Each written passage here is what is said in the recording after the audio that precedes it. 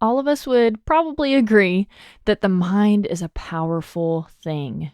It can be powerful in a good way, or it can be powerful in a hard way. Something that we have to pay attention to is, where are our thoughts going? There's a reason why scripture tells us to take our thoughts captive.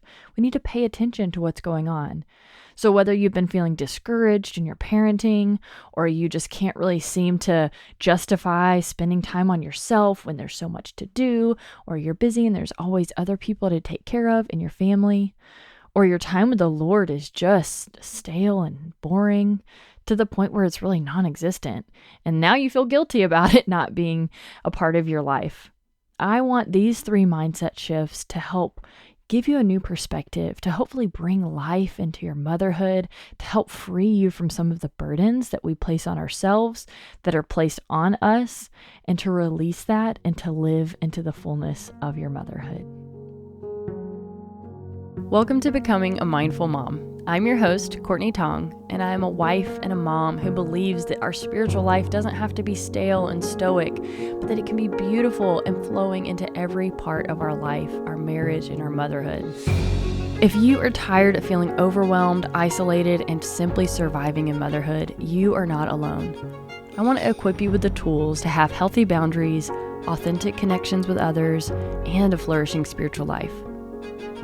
If you are ready to become the best version of you as a beloved daughter of the King, as a spouse, as a mom, as a friend, you are in the right place. I want you to go to the microwave, grab the tea or coffee that you already forgot about, throw some ice in it like we did it on purpose, and let's get started.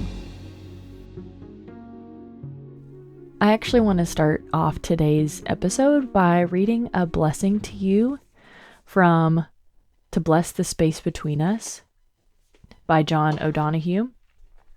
This book has been something that I found through my spiritual direction courses and just being kind of in that world, and I've loved it.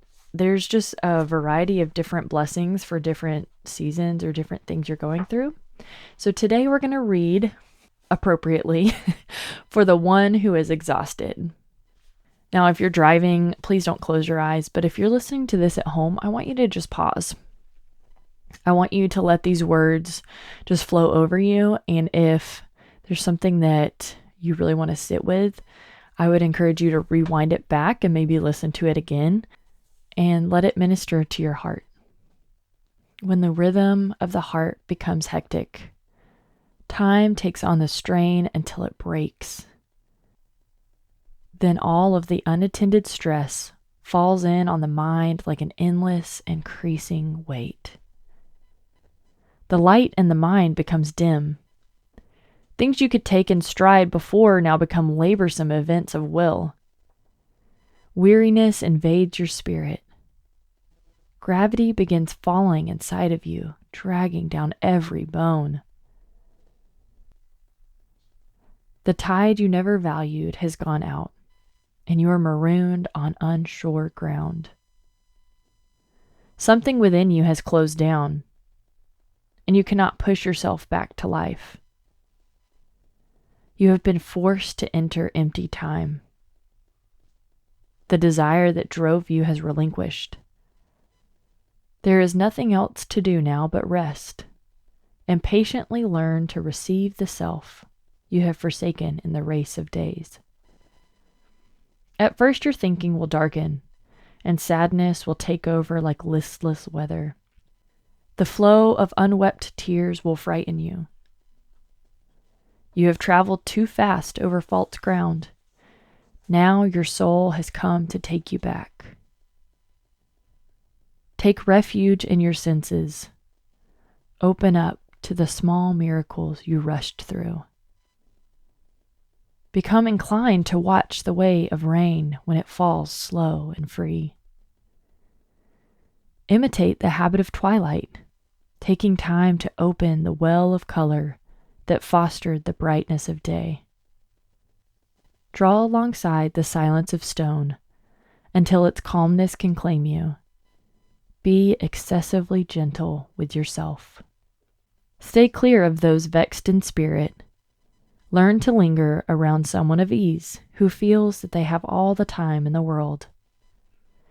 Gradually, you will return to yourself, having learned a new respect for your heart and the joy that dwells far within slow time. I love it. Every time I read it, I've read it several times. I just love it. I think it is beautiful. And I know he's not talking specifically to moms or like moms in postpartum season, but so much of that applies, like not feeling like yourself or just being able to do things before that you're like, I can't just put my mind to it and do it like I did before. I just love that. So today we're going to be looking at 3 different categories for these mindset shifts. So the first one is going to be a mindset shift in our parenting, a mindset shift in our self, and a mindset shift with how we view and interact with God. So the first one is parenting. This is something that I have learned. I am in the middle of relearning, and it's kind of rocking my world a little bit. The first one is parenting is not linear or a checkbox, but it's cyclical. Someone had shared with us when our son was like pretty young, to not get discouraged if he learns something and then seems to forget it. And it's kind of this like, okay, so they're learning and then going back and kind of 2 steps forward, 1 step back. So I had kind of wrestled with that and let that go, because as a mom, when you're watching, especially your first time, like with your kids, you're watching them learn something, you're super excited, and then they seem to regress and you're going, what happened? Did I do something wrong? Or is something wrong with them? Do I need to take them in? And of course, like, we are our children's advocate. We need to pay attention. And if they need more help or more attention or, some kind of therapy, that's fine. But there's also, kind of this pattern of, okay, they're going to go backwards a little bit and then keep going forward and then backwards and forward. So that relieved a lot of stress and pressure for me as I was entering motherhood. But now we're in a season of the toddler 3-year-old, we're starting to drop the nap because he was staying up so late. Once we got home, we were dropping the nap at his little preschool, and it has been rough. This sleep regression, I feel like, is a big term that I didn't realize enveloped so much. And I just felt very discouraged and very tired when that happened. And shifting to that cyclical mindset kind of reminds me of the Israelites in the Old Testament. I'm not saying his sleep patterns are sinful, but there is a cyclical pattern there as well where, they would be following God and then they would start to get distracted and they would, fall into sinful patterns, and then God would send a prophet and warn them, and then they would repent, and then they would be good with God, and then they would fall back into sinful patterns and yada, yada, yada. I mean, you just watch it over and over and over. I remember one of my Old Testament classes were like, and here's the cycle again. Viewing it as this cyclical pattern, it's all around us in nature, but I think especially as Westerners, we're so used to just making progress. So to feel like we've reset is really discouraging. So I want to encourage you, Mom, you're just at a different part of the circle, and hang on, because it's going to get better. And it might, come back down again at some point, but through that, we're also growing ourselves. So if I'm at one part of the circle today and I'm, back at that circle later at a new season, I'm a different person, right? I've grown through each part of that circle, that cycle, and each time around, there's growth there. I'm learning, and so I'm experiencing it differently. And speaking of learning and growing, the second thing is self-care is not sinful. If you're never attending to your own mind and soul and heart and body and wellness, then you're not going to be doing so hot as a mom. It really does affect us. Soul care and self-care, there had kind of been this like, well, we don't need self-care, we need soul care. And like, sure, but I think that to delineate an extreme difference between those two is dangerous. It can villainize the self-care part and put false expectations on this soul care And I think that we have to be careful about that while we still take care of our soul and we tend to our soul, which is critical. It's not at the loss of the other. We're not saying, oh, well, I took care of my soul, so I'm good. I'm good to go. God tells us in 1 Corinthians chapter 6, he says, verses 19 and 20, or do you not know that your body is a temple of the Holy Spirit within you, whom you have from God? You are not your own. You were bought with a price, so glorify God with your body. Again, one is not at the expense of the other. Soul care and self-care, I feel like as believers and as moms with littles, like it's so important for us to address both. So important. I want you to shift that mindset that if you are taking care of yourself and you're saying, hey, I need a minute, that's not sinful or selfish or wrong. It's not. Please do that. Because you know what? If you set those boundaries and you take some time or you ask for help, you're going to show up and be a better mom. You're going to show up and be a better wife. But so often it can seem like we're being selfish. And so I need to just sacrifice. And you know what? Jesus didn't even do that. Jesus said, I need to go take some time away. I need to spend time with God. And it was two parts, right? He was spending time with God, fellowshipping with God for his soul. He also did it to rest his body. Because there was also a physical component to it. It wasn't just, oh, he prayed more and he was good. No, he took times of rest. And we need to do the same thing. I love that line in the blessing that I read for us that said, be excessively gentle with yourself.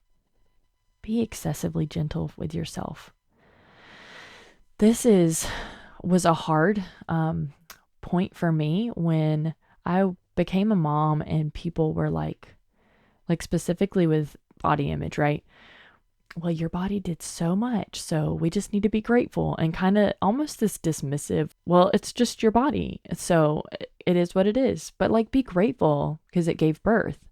And again, while that is true, I just wasn't satisfied with that. That just didn't work for me. It is being excessively gentle with yourself, giving yourself grace, recognizing your body is amazing, mama.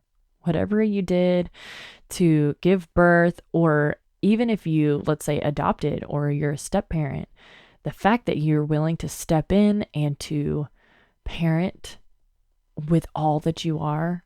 If you adopted a little one, that meant the sleepless nights. That meant, this could be coming in at any context. One thing that I found was helpful was viewing this body, this, physique where we are today as kind of like a version 2. I have a background in video editing, and when I thought about this, I was like, this is brilliant. Why didn't I think of this before? I had heard someone say, yeah, I don't want to have my postpartum body. I want to be stronger and like mom strong. And I was like, yeah, I like that.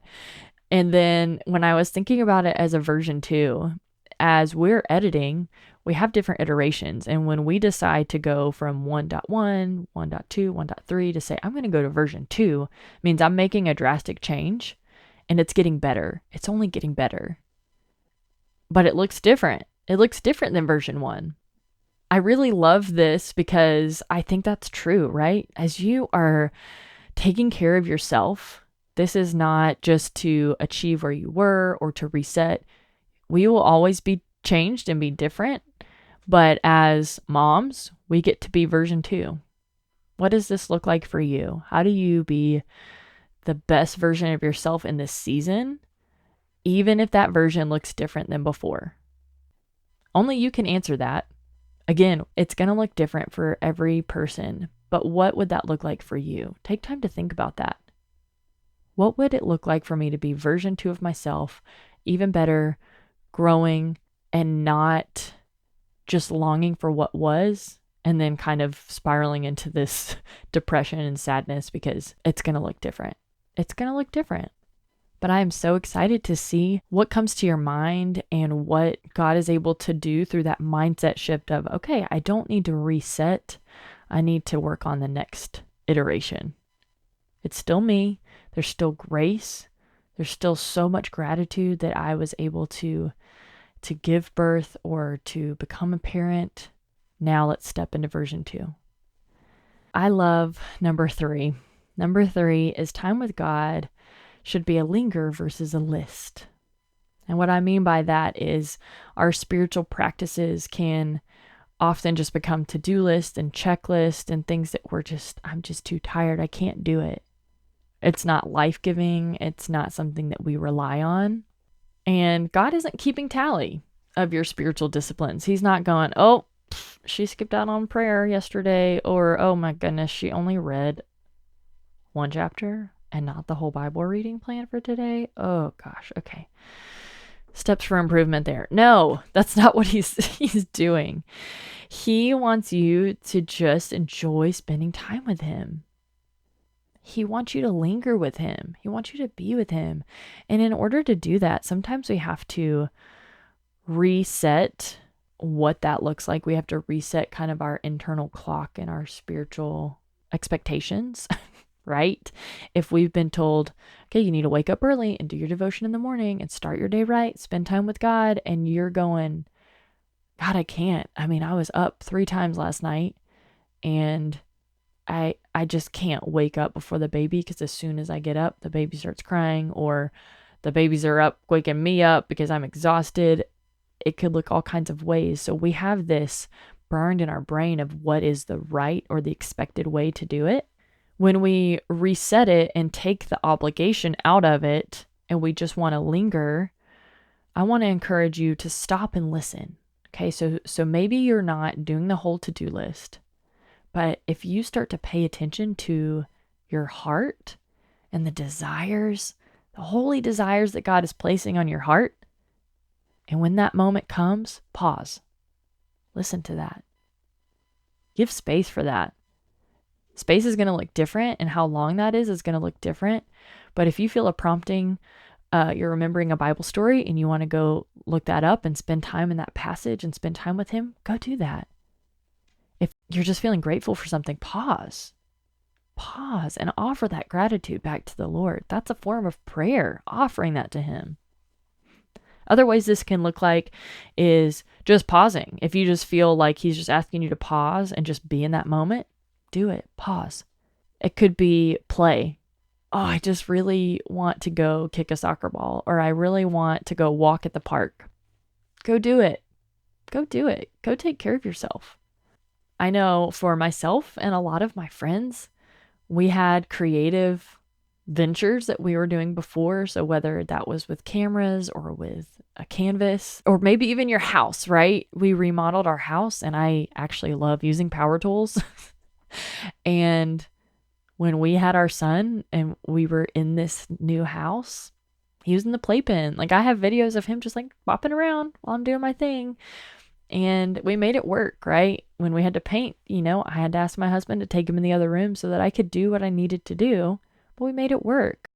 So if you feel a desire or a prompting to create, acknowledge that. Make space for that. And that doesn't have to be every day or this habitual thing. We're starting to notice the desires that God places on our heart and give space for that. Give space for that. He's going to meet you there. When we pause and actually acknowledge what's going on, it could even be the hard emotions. God, I just feel sad. That's okay. Make space for that. Just sit with that. If God puts a friend on your heart, give him a call. Check on him. I think when we start to pay attention to this can radically shift. When we start to linger with God, when he starts to speak to us in those whispers and we're actually quiet enough to hear, it's beautiful. Okay, so these are the 3 things. I want you to work on shifting your mindset. When you start to see parenting as cyclical, it's not just linear or a checkbox. When you're able to realize that taking care of yourself is not sinful. And when you start to linger with God, he's going to start to transform you, transform your parenting, your marriage, your friendships, yourself, and your relationship with him. Thank you, sister, for joining me for today's episode. Whether you were preparing dinner, doing laundry, nursing the baby, or commuting to work, I am glad that you brought me along for the journey. And I would love to connect with you over at Instagram or our Facebook group, both of which are linked in the show notes. Or you can shoot me an email. I would love to hear from you. Don't forget which Bobby you feel. All right, there you have it, folks. Straight from the mouth of babes. That's my son. If you are blessed or encouraged by this episode, it would mean so much to me if you would take a quick moment and leave a review. And if you have a mom friend that you think needs to hear this episode, be sure to share it with them as well. All right, girlfriend, may you continue to rest in the peace of God amidst the craziness of motherhood. Meet you back here next week.